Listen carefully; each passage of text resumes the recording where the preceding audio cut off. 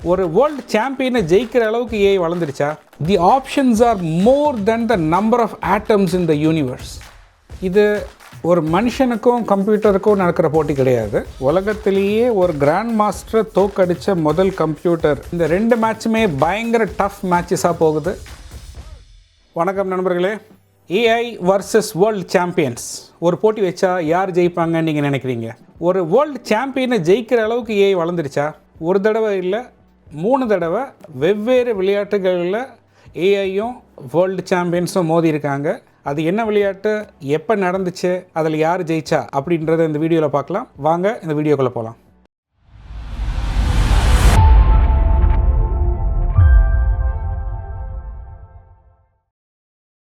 நம்மளை விட சக்தி வாய்ந்த எந்திரங்களை உண்டாக்கணும் அப்படின்ற இந்த ஆசை மனுஷனுக்கு இன்றைக்கோ நேத்தோ இல்லைங்க, பல ஆண்டுகளாக இருந்துகிட்ருக்கு.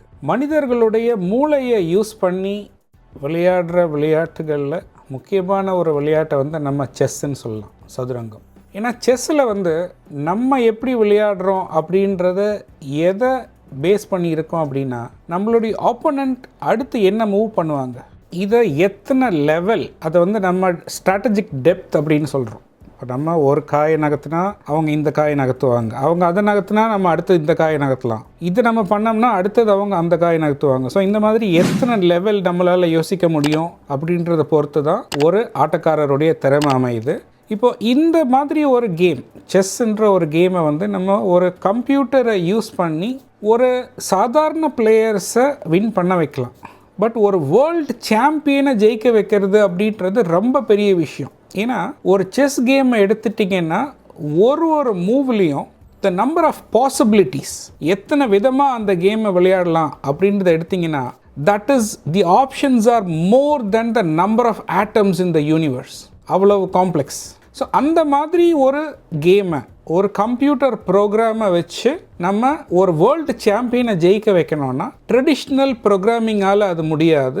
ஆர்டிஃபிஷியல் இன்டெலிஜென்ஸை யூஸ் பண்ணி மட்டும்தான் நம்ம அதை ஜெயிக்க வைக்க முடியும். 1985 வருஷத்தில் கார்னகி மெலான் யூனிவர்சிட்டி அமெரிக்காவில் இருக்குது. அதில் ஒரு பிஹெச்டி ஸ்டூடெண்ட் படிச்சுட்ருக்காரு. அவருடைய பேர் ஃபெங் சியாங் சு. அவர் ஒரு டாக்டரல் ஸ்டூடெண்ட்டு, முனைவர் பட்டம் பிஹெச்டி படிச்சுட்ருக்காரு.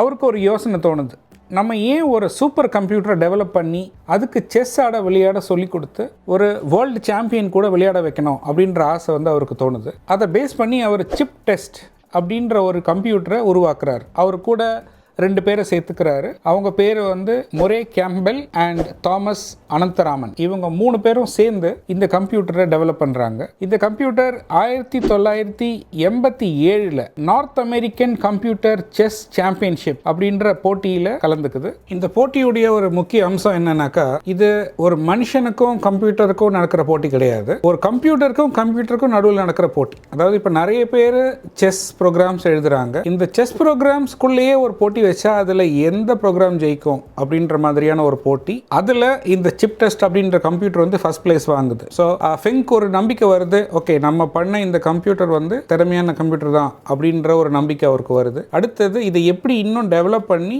ஒரு வேர்ல்டு சாம்பியன் கூட நம்ம ஒரு கம்ப்யூட் பண்ண வைக்க முடியும் அப்படின்றத ஃபெங் யோசிக்கிறாரு. அதோடைய அடுத்த வெர்ஷன் அவர் டெவலப் பண்ணுறாரு. இந்த புது கம்ப்யூட்டருக்கு அவர் டீப் தாட் அப்படின்னு பேர் வைக்கிறாரு.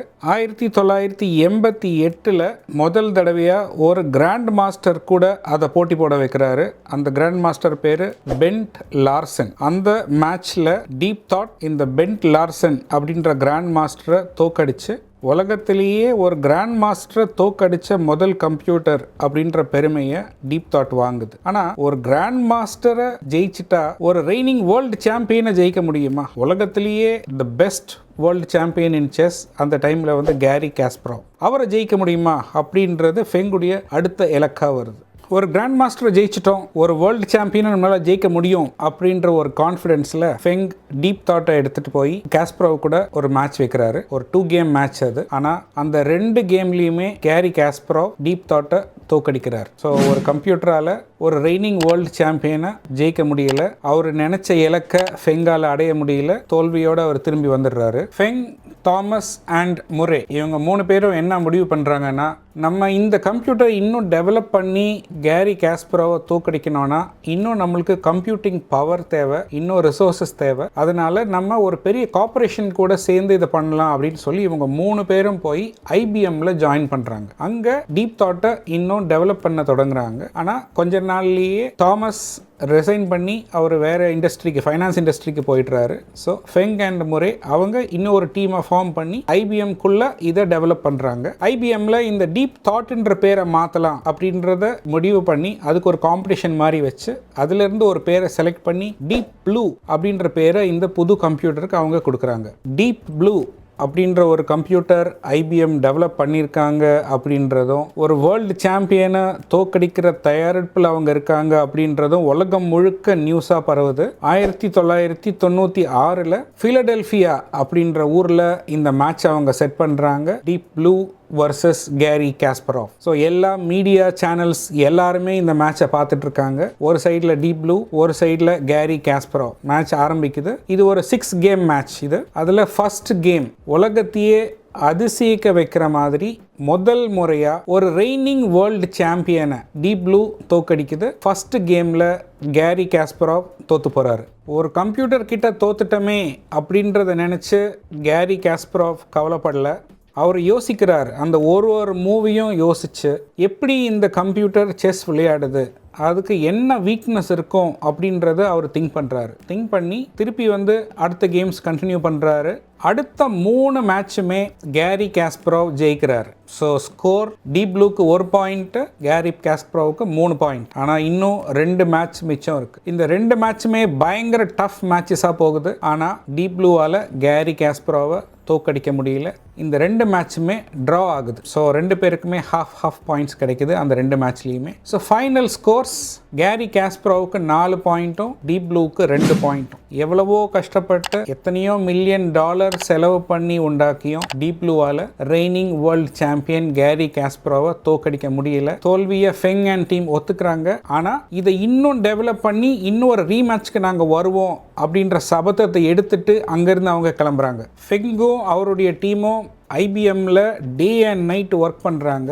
ஒரு விஷயம் அவங்களுக்கு புரியுது. நம்ம கேரி காஸ்பரோவ் மாதிரி ஒரு ரெய்னிங் வேர்ல்டு சாம்பியனை தோக்கடிக்கணும்னா ஒரு கம்ப்யூட்டர் ப்ரோக்ராமை மாதிரி இதை நம்ம யோசிக்கக்கூடாது. டீப் ப்ளூ மனுஷங்க எப்படி யோசிக்கிறாங்களோ அந்த மாதிரி யோசிச்சு கேம் விளையாடணும். அப்பதான் ஒரு ரெய்னிங் வேர்ல்டு சாம்பியனை தோக்கடிக்க முடியும் அப்படின்றது அவங்களுக்கு தெளிவாக புரியுது. அந்த நேரத்தில் தான் அவங்க ஆர்டிஃபிஷியல் இன்டெலிஜென்ஸை எப்படி யூஸ் பண்ணலாம், என்ன மாதிரி ஸ்ட்ராட்டஜிஸை இதுக்கு சொல்லித்தரலாம் அப்படின்ற ஆங்கிளில் அவங்க திங்க் பண்ண ஆரம்பிக்கிறாங்க. அடுத்த ஒரு வருஷத்தில் டீப் ப்ளூவை அவங்க ஒரு அட்வான்ஸ்ட் செஸ் பிளேயிங் கம்ப்யூட்டராக டெவலப் பண்ணுறாங்க.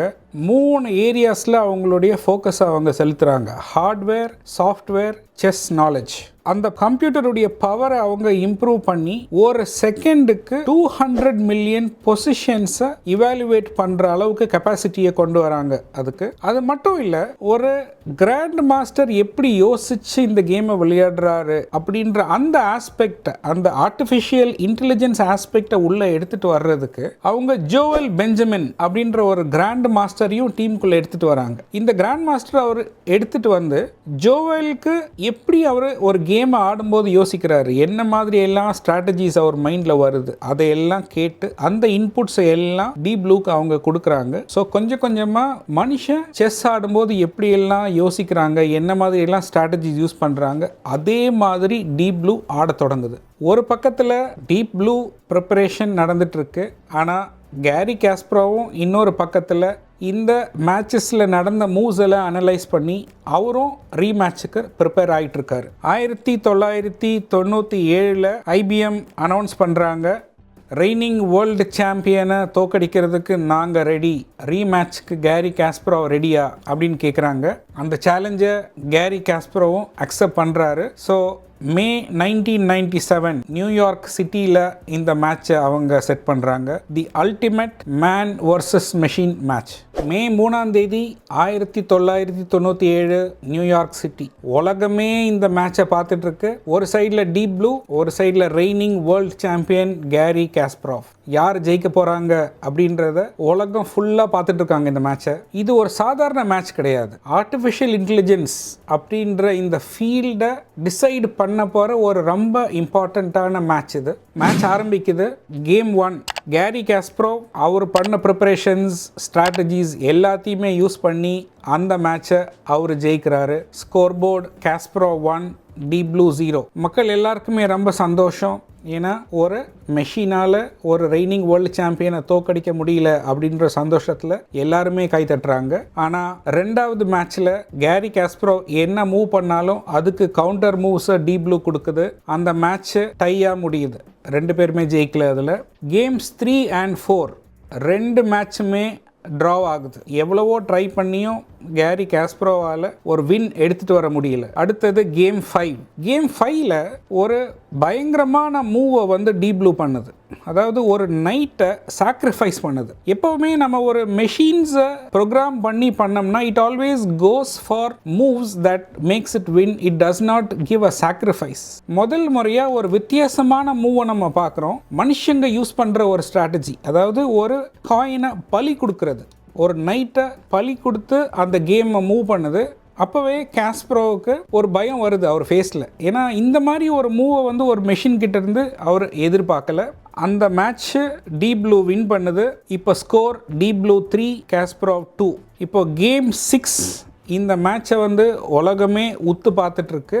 19 மூவில் டீப் ப்ளூ கேரி காஸ்பரோவை ரிசைன் பண்ண வச்சு அந்த மேட்சை ஜெயிக்குது. Final scores Deep Blue 3.5 Kasparov 2.5. உலகத்திலேயே முதல் முறையாக ஒரு ரெய்னிங் வேர்ல்டு சாம்பியனை, அதுவும் டோர்னமெண்ட் ஃபார்மேட்டில் டீப் ப்ளூ ஜெயிச்சது உலகம் ஃபுல்லாக ஒரு பெரிய நியூஸாக பரவிச்சு. ஏஐ அப்படின்ற ஒரு ஃபீல்டை நிறைய பேர் முதல் முறையாக இப்போ தான் திரும்பி பார்த்தாங்க.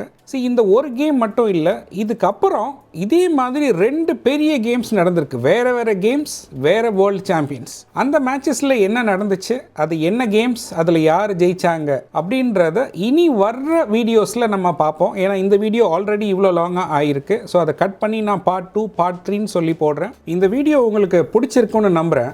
ஏன்ற இந்த ஃபீல்டில் என்ன நடக்குதுன்றதே தெரியாத நிறைய பேர் இருக்காங்க. ஸோ உங்கள் ஃப்ரெண்ட் சர்க்கிளுக்கு இந்த வீடியோவை ஷேர் பண்ணுங்கள். ஸோ தட் ஏஐயில் என்ன நடக்குது அப்படின்றது அவங்களுக்கும் தெரிய வரும். உங்களுக்கு இந்த வீடியோ பிடிச்சிருந்தா சேனலை சப்ஸ்கிரைப் பண்ணுங்கள். ஸோ இனி நான் போகிற வீடியோஸ் உங்களை வந்து சேரும். என்றைக்குமே காரியத்தில் கண்ணாருங்க. நன்றி, வணக்கம், டேக் கேர்.